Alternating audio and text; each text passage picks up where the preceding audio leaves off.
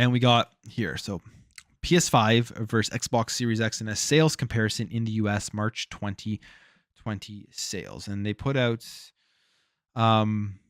this article. The VG chart sales comparison series of articles are updated monthly, and each one focuses on a different sales comparison using our estimated video game hardware figures. It's great that they continuously mention these things are estimated, so take them with an estimation in mind. The charts include comparisons between the PlayStation 5, the Xbox Series XS, and Nintendo Switch, as well as with older platforms. There are articles based on our worldwide estimates, as well as the US, Europe, and Japan. This monthly series compares the aligned US sales of the PlayStation 5 and the Xbox Series X and S.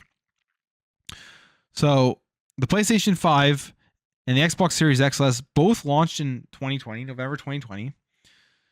So they just say the dates there, and you can see here the charts of by month the sales. PS5 is in the lead in the US.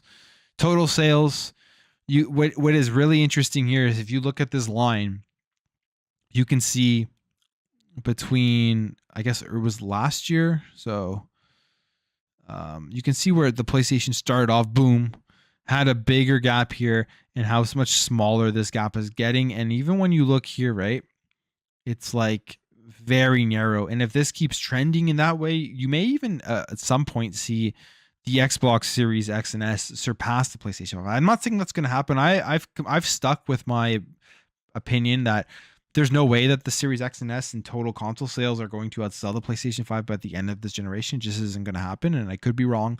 Not that it really matters for Xbox, because console sales, as we know, isn't their big number one thing that they look at.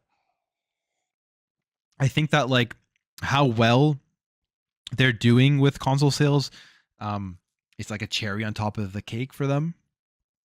And the point to proving this is that they're going with Xbox everywhere with the streaming stick and the smart TVs. Like, they're obviously looking to just get more people into the ecosystem. They do not care how. But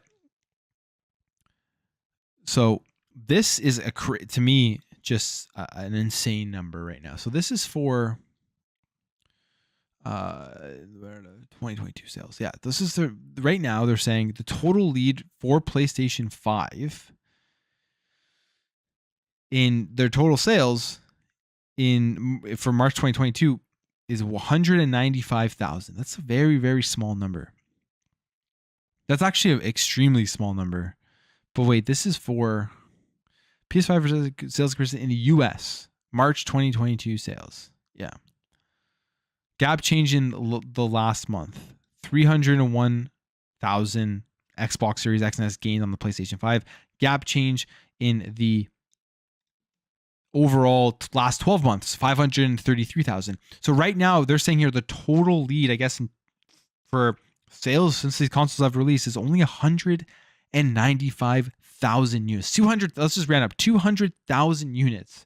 The PS5 is ahead of the Xbox Series X and S right now, is what they are predicting, which is just absolutely nuts. March 2022 is the 17th month the PlayStation 5 and the Xbox Series X and S has been available for. In the latest month, the gap grew in favor of the Xbox Series X and S when compared to the aligned launch of the PS5 by 301 units. In the last 12 months, the Xbox Series X and S has outsold the PlayStation 5 by 533 units. The PlayStation is currently ahead by 195,000 units. That's an extremely slim margin.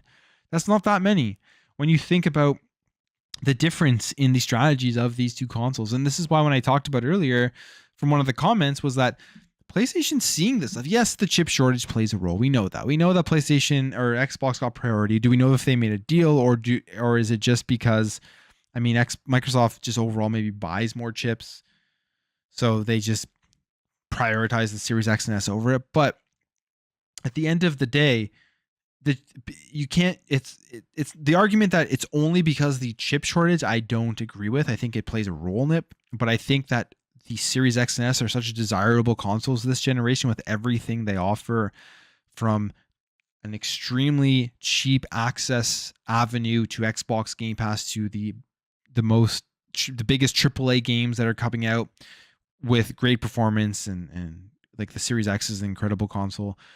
You look at the build of these two consoles, the Series X is it's just, oh man, it brings me back to maybe the first video that got my channel to take off.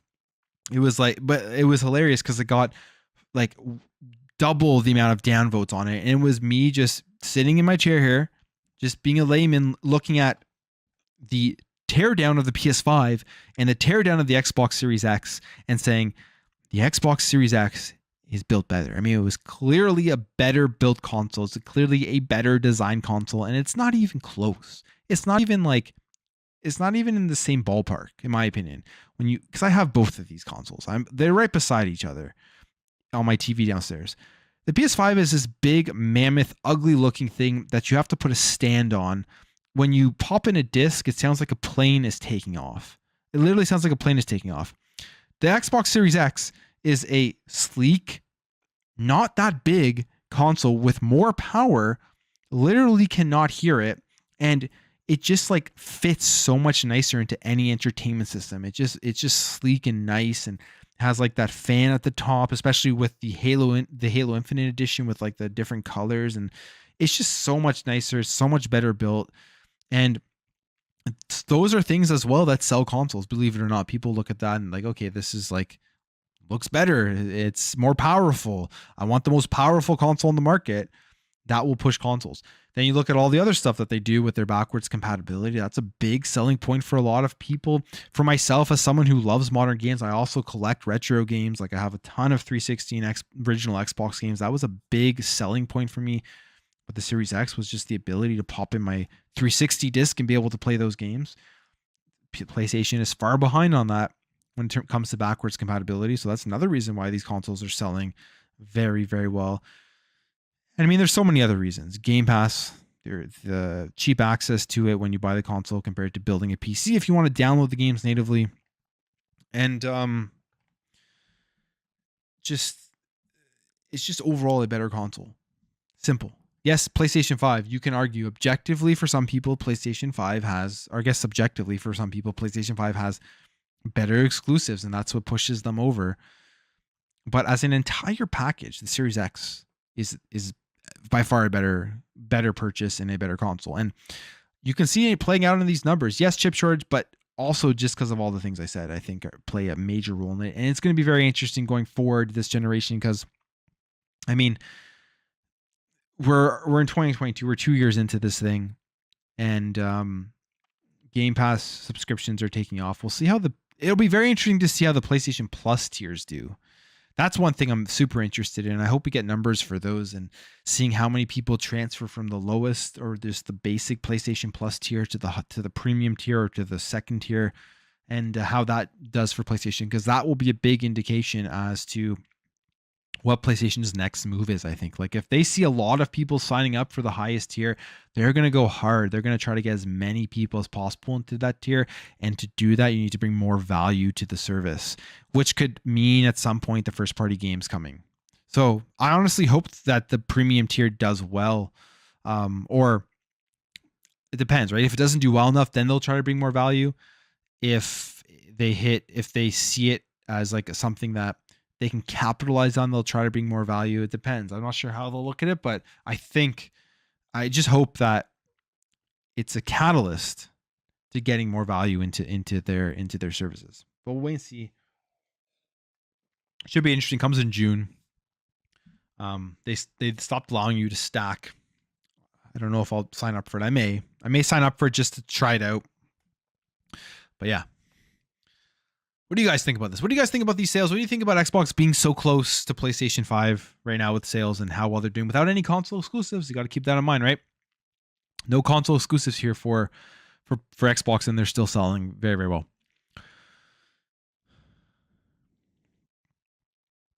Fortnite killed Xbox network. Yeah, maybe. Xbox Series is outselling Xbox 360. Sony wants to pretend this is only about the PS5 chip issues. That's a very, very fair point. The 360 was a very good console. Think about the 360 is it had the red ring of death where like 50% of the consoles were being shipped back to get fixed, and they still sold so many that somehow that didn't kill Xbox, which is remarkable to think about. It really is. That 50% console failure rate doesn't kill off the console. And the next, it was all in the documentary. It was they either were going to end Xbox or they were, or I think it was like ending Xbox or whatever, or investing all that money to fix the issues. And they made the right call for sure. Yeah, Xbox isn't down, but it hasn't been down for. It is down for people, but for me, it hasn't been down. It may be like a regional thing. I don't know, or just some people are lucky and some people are not.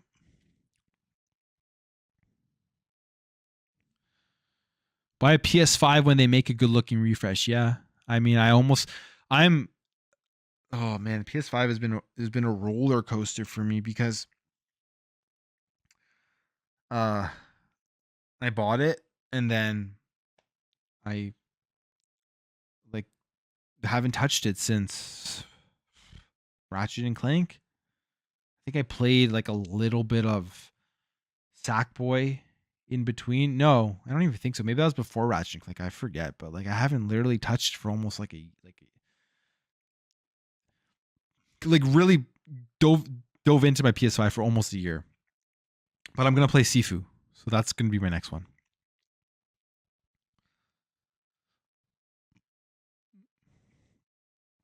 They can beat that in a few months. I you never know. I mean, Starfield's just gonna like Starfield consoles are gonna fly off shelves. But what's going to be even bigger than Starfield in terms of Xbox Series sales, I think, again could be wrong, is when Activision Blizzard goes through, and if Xbox is smart, they start marketing on the Series X box Call of Duty 120 FPS. They even start marketing on the Series Xbox Call of Duty, like best-selling game every single year, even when it doesn't live up to expectations. It's the best-selling game, and they can use the marketing out of that, and people are going to walk in. Like moms are going to walk in who want to buy their kid a console. They're going to see Call of Duty on the box, and yeah, that console's going to sell. You know, like that's it. Or just people who just literally play Call of Duty. They're going to walk into a store, see Call of Duty on the box, 120 frames per second, $299. What? I can get like 120 FPS, which is better than my friend who's only getting 60 FPS, and I only pay $299 for this thing. The console's going to sell, right? Those numbers, I'd be interested to see those numbers.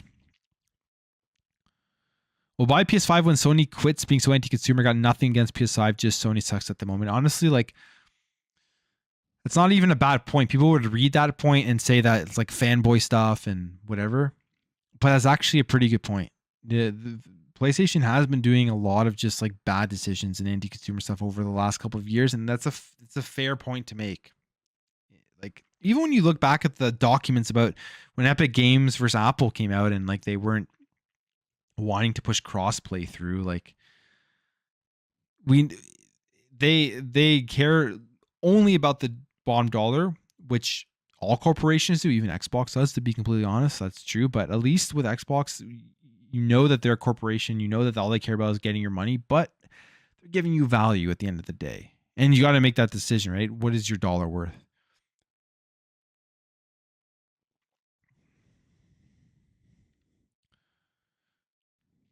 My stream has no lag, unlike Speed Stream. Thank you.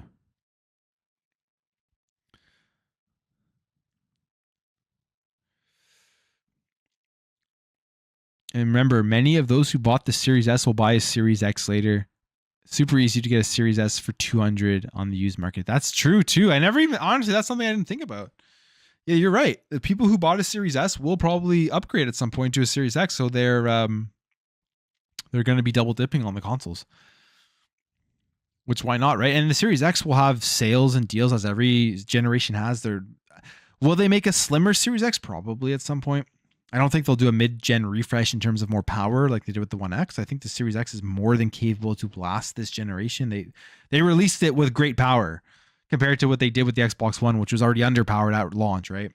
So, but they may release a slimmer version. And I like, imagine they release a slimmer version of the S. Holy crap, the thing's going to literally fit in your pocket.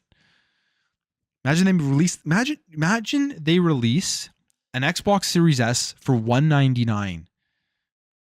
And they market Call of Duty with that. Just think about how insane that would be for their console sales. it would be over.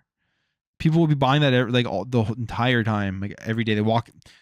Like I think 199 for a lot of people is almost at that like just spontaneous spend. You walk into a store and you just it's a lot of money, but like $200 to get this console where I can play all of these games on Game Pass. Like people are just going to be just killing for that if they did that. I mean, even $299 is still almost at that spontaneous spend, you know? So free upgrades on the Series X for the win. That's another thing. Yeah, smart delivery. The free upgrades, right? You don't have to worry about the transfer. Like some of the stuff that's come out about the PS5 with trying to transfer over from the PS4 version to the PS5, it's absurd. It's absurd. They didn't think about any of these things with the PlayStation 5. They didn't think about any of these quality of life features, and the fact that people still defend it is just crazy to me, because you can love PlayStation. I think PlayStation does great stuff. I think they make great first party games. They really do. They're high quality. Maybe they're not my cup of tea all the time. Like I'd still rather play Halo and Gears, but you can't deny the fact that they make high quality games. But the PS5, the console itself, the build, all of the quality of life features has been poor since the launch. It's not been good. Someone told you an Xbox Series X is an ugly refrigerator. If I had did you guys ever see that? I think it was like iJustine or something. So, not that I watch iJustine or anything, but I remember seeing like something on Twitter where she got like an actual fridge of the Series X. Maybe other people got it too. I don't know why that was the first person that came to my mind. The godlike SSD hasn't really proven anything yet. I mean, the loading differences are negligible.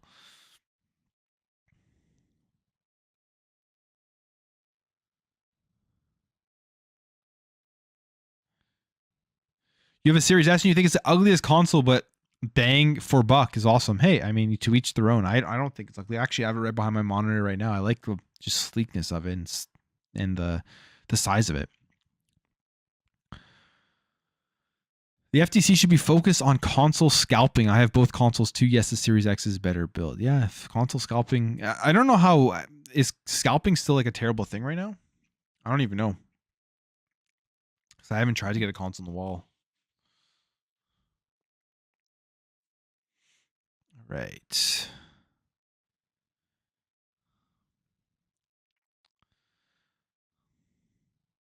Pluma, do you have a headache because of the PS5? No, I'm not going to go that far. I do not have a headache because of the PS5.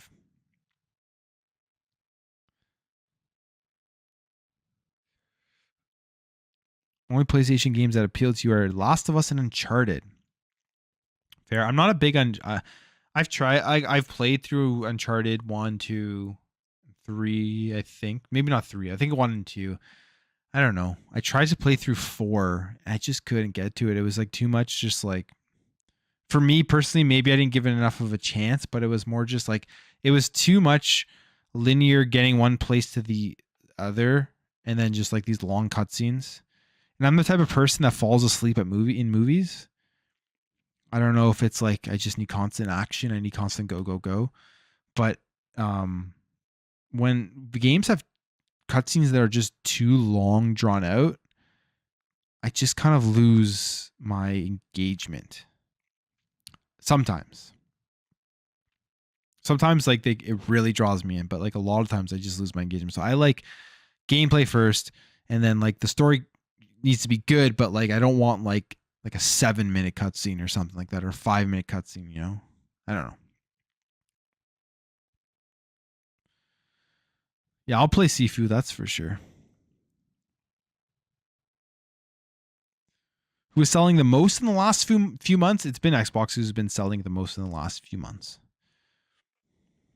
I think there should be all digital Series X and S with a higher storage capacity. I think that they will at some point bring that out. It'd be interesting if they ever would think about bringing out a disk drive for the Series S. Wonder what that would happen.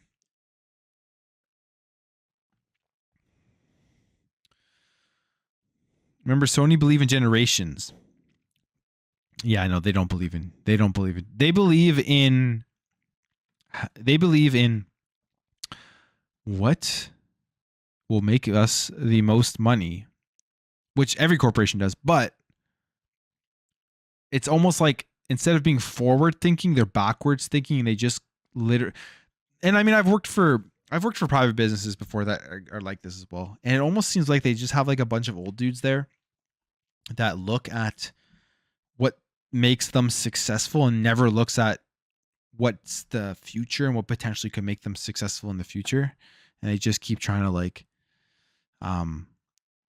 go off of the same old thing. And that's what it seemed like with Jim Ryan this generation so far.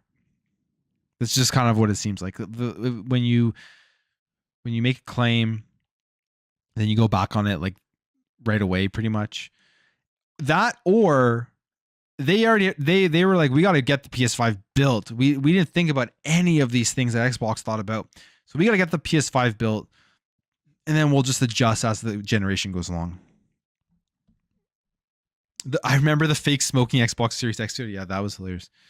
I think it was fake, right? Was there one that was real, one that was fake? I forget, but I remember it being fake.